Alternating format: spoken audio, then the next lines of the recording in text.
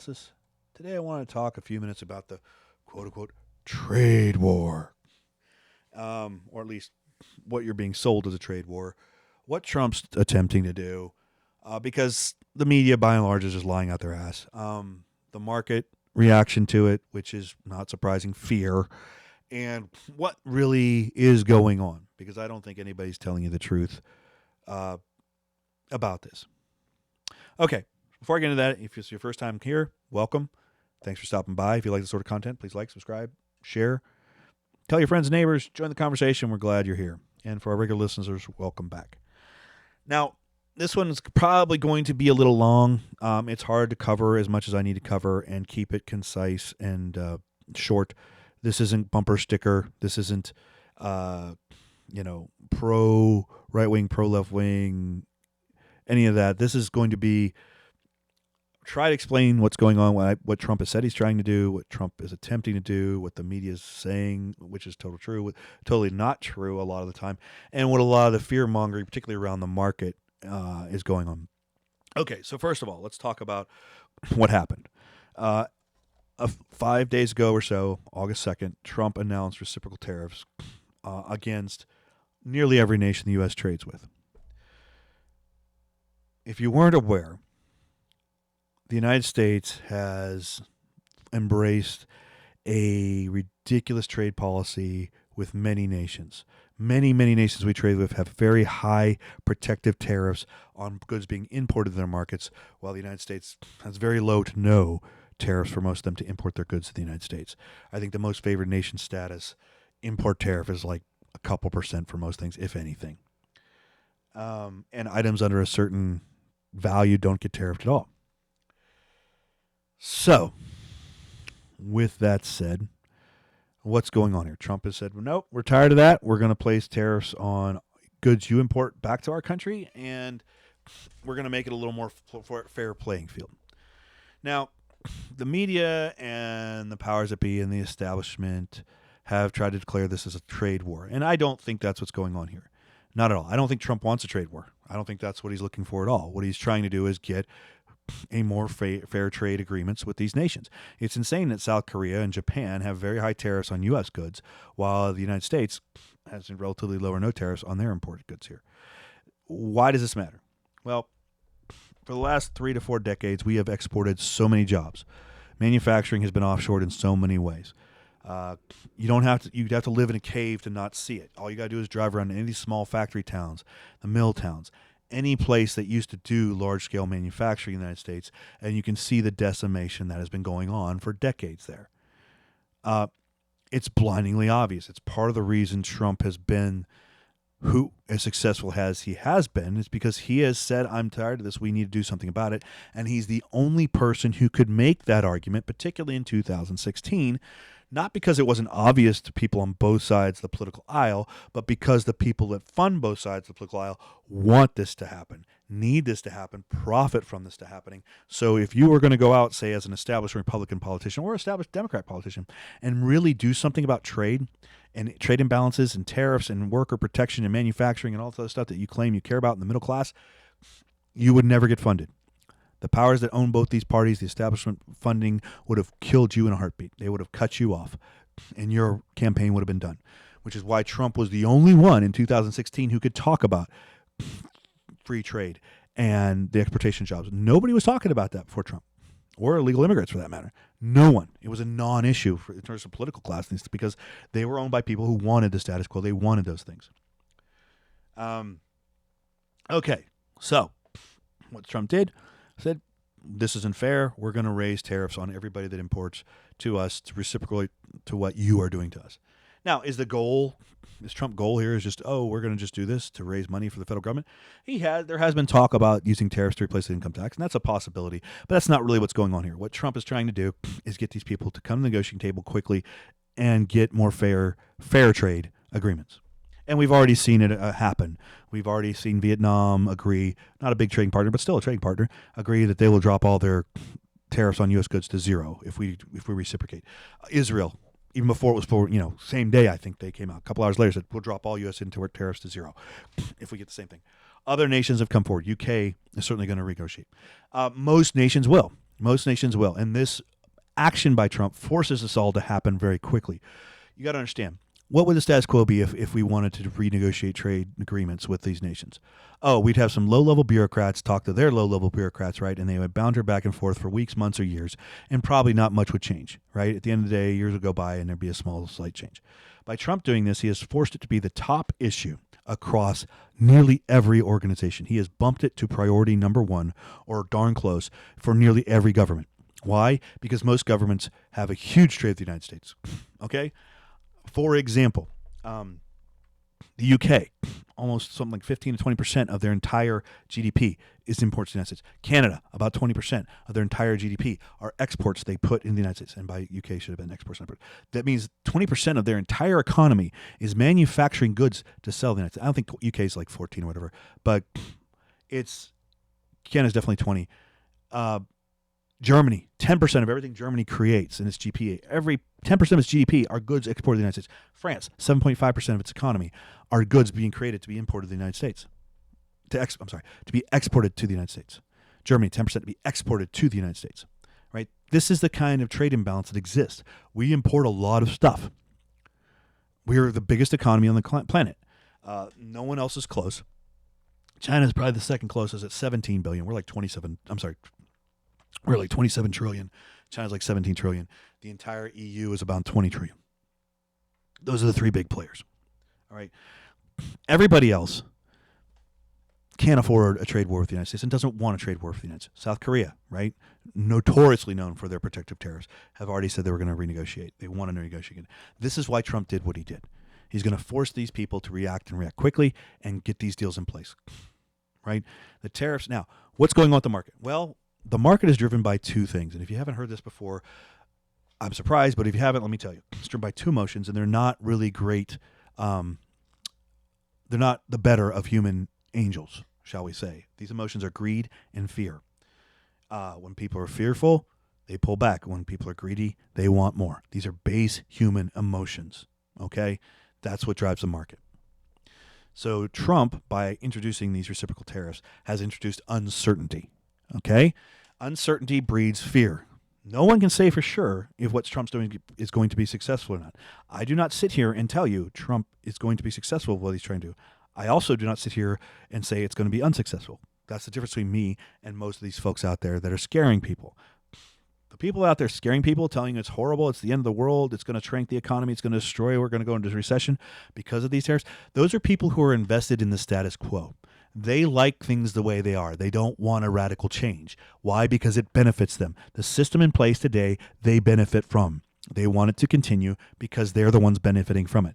This is, again, human nature. If you're benefiting from the way things are, you're not going to want to let things change. You're going to be very fearful of any sort of change because it is a threat potentially to you. So that's what's going on. So right now, fear is driving the market. We're 5 days into this, plus a weekend, so really 3 working days into this, 3 or 4 working days into this. The market's going down, okay? And everybody's panicking. Not everybody, but a lot of people, oh my God, it's the end of the world.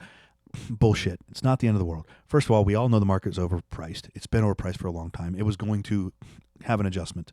That was given. I don't think there's anybody alive who would tell you that the market was properly valued. So this is as good as any to have that adjustment. Sooner or later, and fear is driven that. We're uncertain. We don't know. Everybody's going, it's going to be the end of the world. Don't believe it for a minute. Don't think the world's going to go in recession. We shall see. It could. I'm not going to sit here and say it won't. It could. I don't think it's going to drive the world into recession because I think most countries are going to quickly come to terms. And we're going to have a more equitable trade agreements with these companies. Now, why do we need more equitable trade agreements? Well, let's talk about manufacturing because manufacturing is a very important thing. Nothing generates, very few things create as much wealth as manufacturing or distribute it as well throughout the economic system. Okay? I'm going to show you a clip from Bill Maher, and it explains what Trump's attempting to do. And we're going to talk a little bit more about manufacturing when it's done. It's about 1.5 minutes long. Like I said, this video is unfortunately going to be a little long, but I don't know how I do it in short time. I'm trying to get it all in. All right, so let's see what... I want to answer the question about manufacturing in the 70s. Oh, I don't blame you. I'll go back to that, too.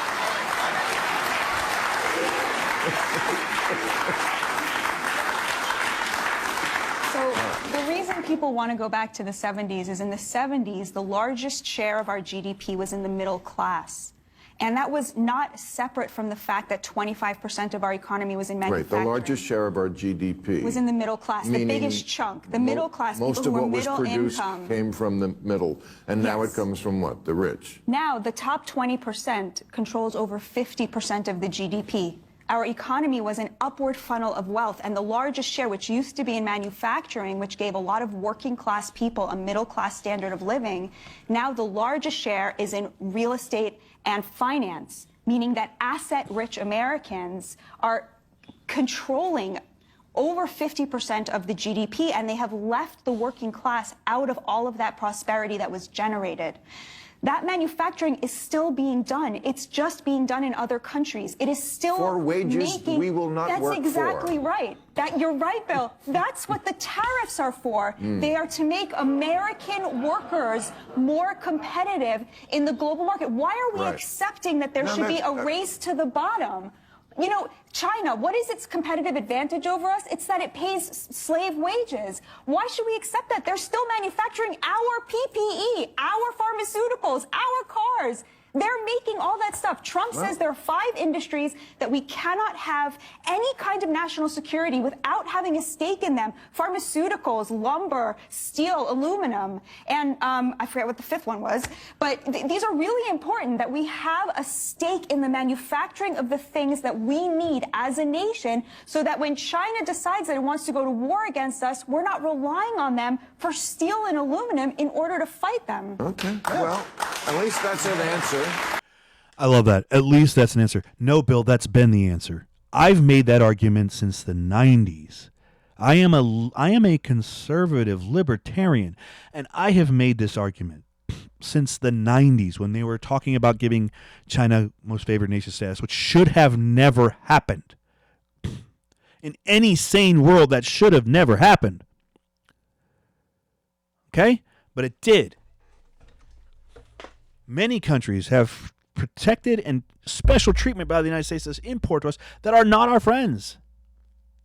Now, here is Nancy Pelosi. Now, the left, of course, is going nuts. They're saying it's the worst thing in the world. Everybody on the left is selling that suddenly tariffs are a bad idea, right? And that protecting American jobs and industries is a bad idea because all they have is hate Trump. They want Trump to fail because it's all they got politically. Here is Nancy Pelosi. Here's Nancy Pelosi in 1994-ish.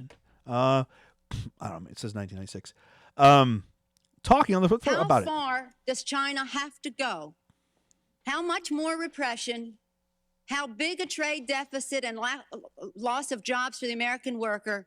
And how much more dangerous proliferation has to exist before members of this House of Representatives will say, I will not endorse the status quo? As I mentioned, it's about jobs, proliferation, and human rights. And there are those who say we shouldn't link human rights and trade and proliferation and trade. I disagree. But if we just want to take up this issue on the basis of economics alone, indeed, China should not receive most favored nation status for several reasons that I'd like to go into now. I'd like to call the attention of our colleagues to this chart on the status quo that the business community is asking each and every one of us to endorse today. Right now, we have a $34 billion trade deficit with China, the 1995 figure. It will be over $40 billion for 1996. Since the Tiananmen Square massacre, this figure has increased 1,000%, from $3.5 billion then to about $34 billion now.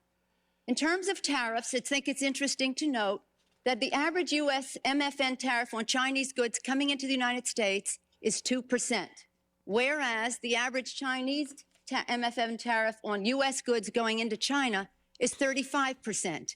Is that reciprocal?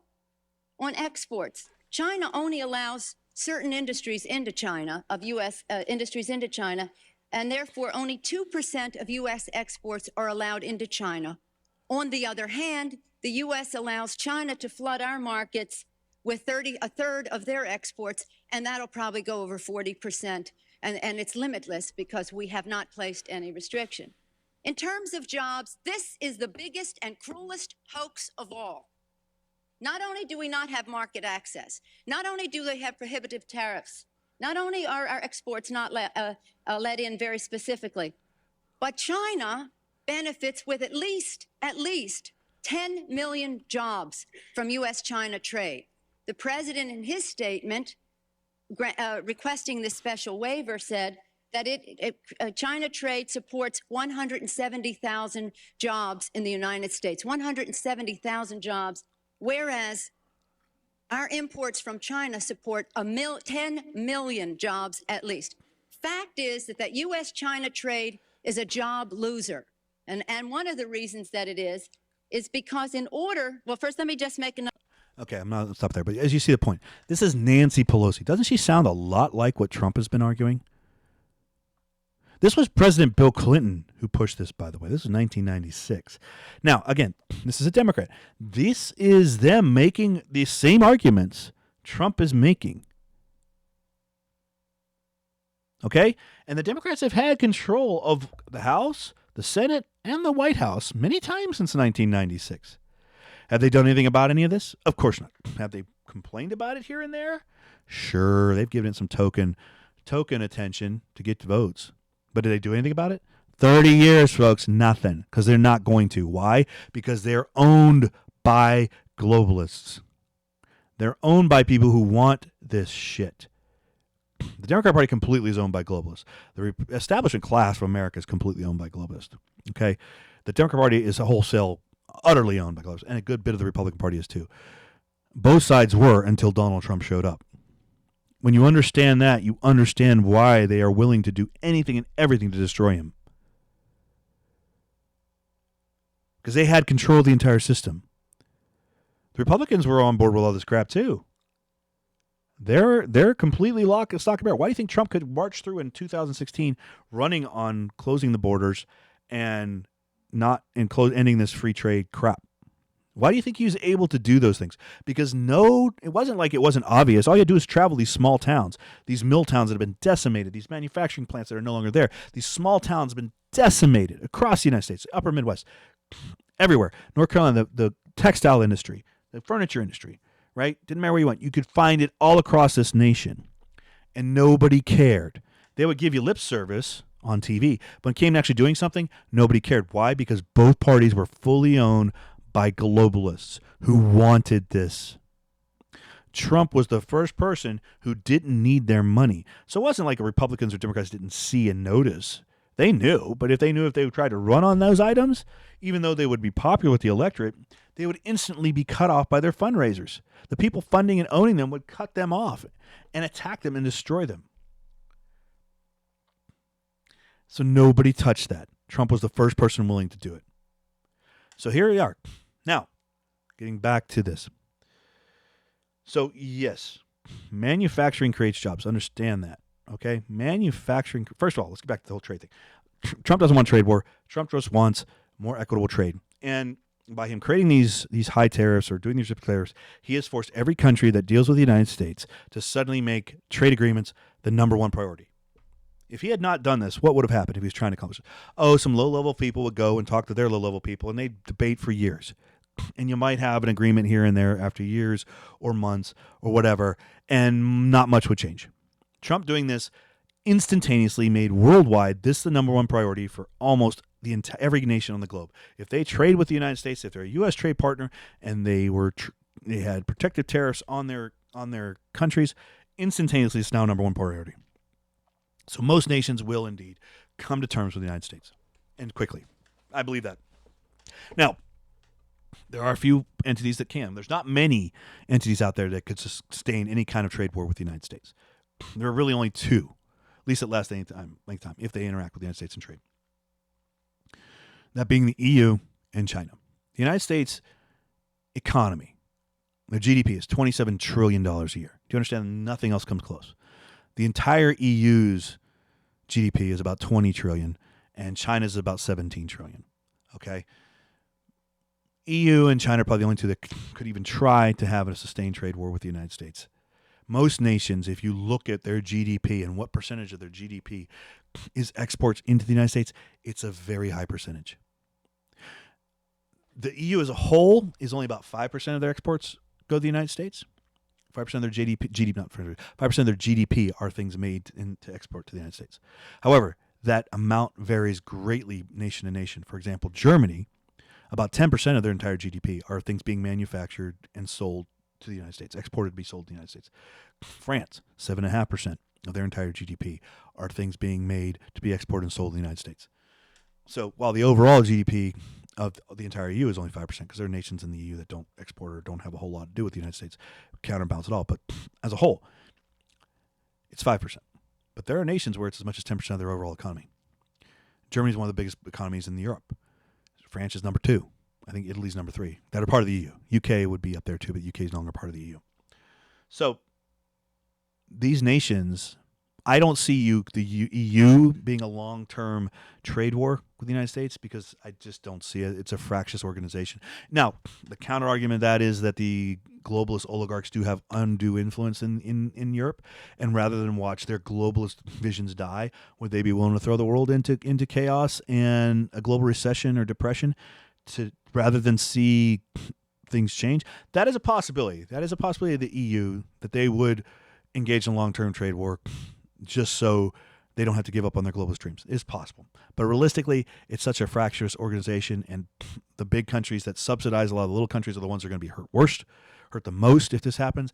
I have a hard time they're going to be able to sustain any kind of long-term trade war with the United States. Okay? And again, as I said before, Trump doesn't want a trade war. That's not what this is all about. It's not like he wants a long-term trade war or long-term high tariffs. Now, China is the other one. At $17 trillion, they're the other economy that could probably sustain some sort of long-term trade war with the United States. We represent about 3% of their GDP, which is not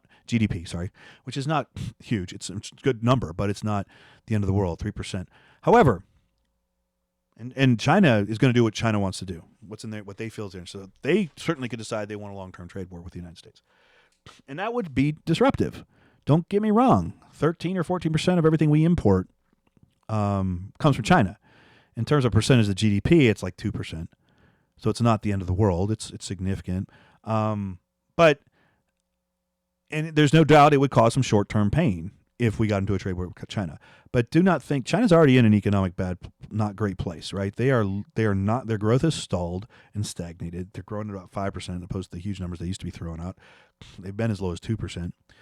Companies have realized that dealing with China is not always in their best interest. They're starting to offshore manufacturing to other nations. China's wages are not what they once were. They're getting higher. Standard of living is going up. So, and companies are coming to the realization that being dependent on China is not necessarily a great thing. They're not our friend. They're not.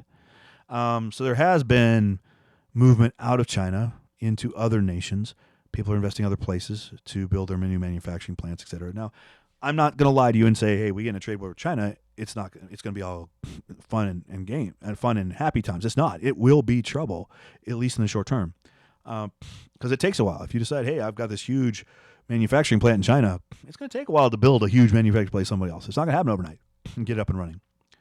But long term, I don't think it's a win for China, because the U.S. companies will go elsewhere. They'll find other suppliers. They will move out. They will. It's just the nature of the beast. It might take a while, but they will. And the other thing that goes into this is that Trump has already shown that he is more than willing to not just punish China directly, but, hey, you know what? Vietnam or, I don't know, Malaysia or India or Pakistan or whoever, you want to import your washing machines or whatever the heck you're manufacturing your plants in the United States. We have no beef with you per se, but you're buying your steel from China, who subsidizes their steel industry, and therefore, because of that, we're going to tariff those items coming into the United States as well, which would put further pressure for other nations not to purchase items from China. Okay, raw materials, because that's another thing. The United States gets a lot of its raw materials from China, which is a big problem. It's a very big problem. So it's not just consumer goods. I'm not trying to downplay this, but long term, I don't see this as a win for China. It would be painful. But is a loss in assets? I don't think so. Now, getting back to why manufacturing matters. We just saw a little clip talked about before the Nancy Pelosi clip, right? About why manufacturing matters. Manufacturing matters because manufacturing grows the wealth. Nothing consistently grows wealth like manufacturing. On average, and it depends on industry, okay? Some industries are crazy. They have what they call the multiplier, the jobs multiplier. All right, depending on the industry you're in.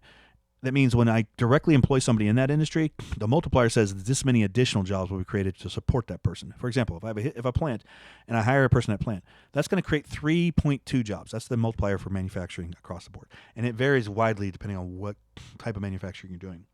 But that means if I open a plant and I hire one employee in my plant, that means 3.2 additional jobs are created to support that employee and what that employee is going to be able to do with the money he's earning. He goes to work every day and he's going to buy lunch. Okay, so that supports the restaurant workers. That supports people selling cars because now he's going to need transportation or whatever. That's what's called the multiplier. Nothing builds wealth and distributes the wealth through the population like manufacturing, and that's what the lady talked about. How 25% of the wealth went to the middle class while we had a robust, strong middle class. We've exported all those jobs. Not all of them, but a lot of them they're exported because the United States can't compete, which is what these tariffs are to do. They're trying to make the United States more competitive. So United States labor is more competitive. You know what? Yeah, you can go to China and pay them $2 an hour, but we're going to hit you with such a big tariff that your cost of you selling your good here is going to be as high or higher than if you just hired United States workers. That's the whole point of that kind of stuff. Okay. All right, that's that.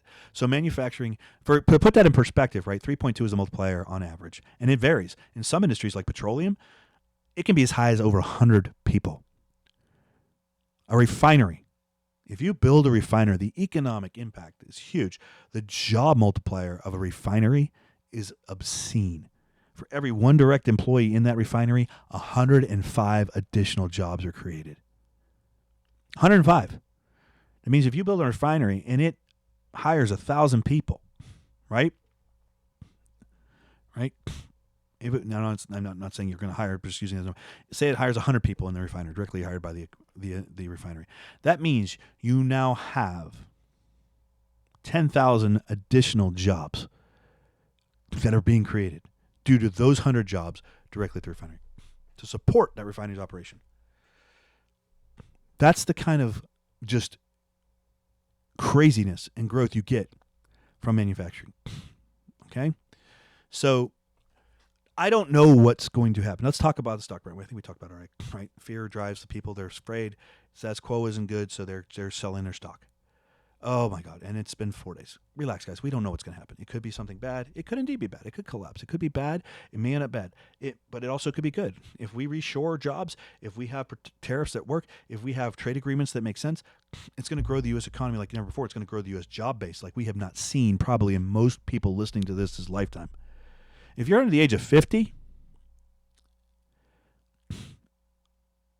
you're not going to, especially if you're under the age of 40.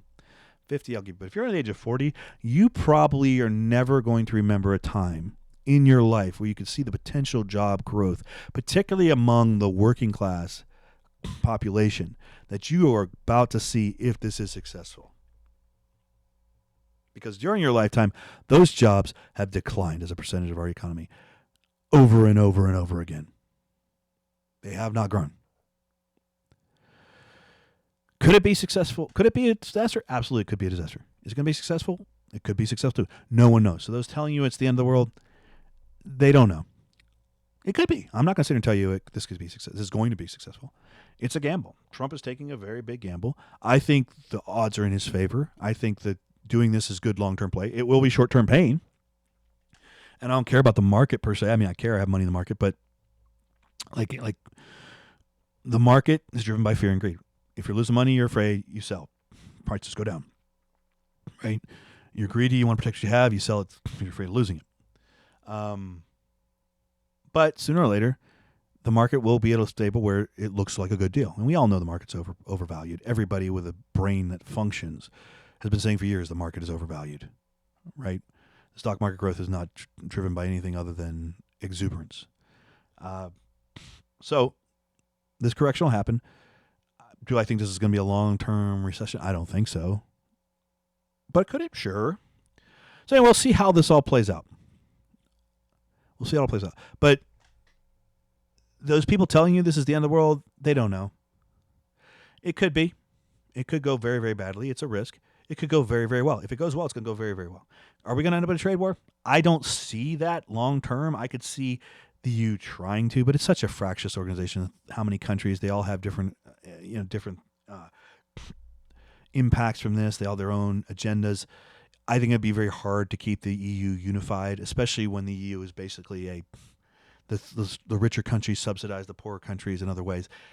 I think it's going to be very hard for the EU not to crack. Although, like I said before, the oligarchs globalists do have undue influence in Europe, so they could say, "Screw the world, we're going to force it to happen anyway." China is certainly someplace where they do their own thing. It could be a trade war with China, but again, Trump's goal is not a trade war. That's not his goal. His goal is to get more fair trade deals with these nations. Open up their economies to us at a fair level, like we're opening to them. That's the game here. The media wants to portray it as his goal is chaos and trade war. That's not it. His goal is to get these people to the table, to get more fair and equitable trade deals, and move forward. I don't think Trump's sitting there going, "Yeah, we want to have a trade. We want to have a long-term trade war with every country on the planet." No, he's never said that. But the media, and particularly the left, that's what they want you to believe.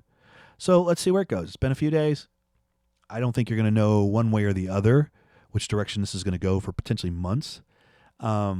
Are you going to see trends? And sometimes longer term thinking takes a little bit more to take, even maybe more than months. But anybody saying 3 days in, 5 days in, "Oh my God, it's destroying it. Stop it."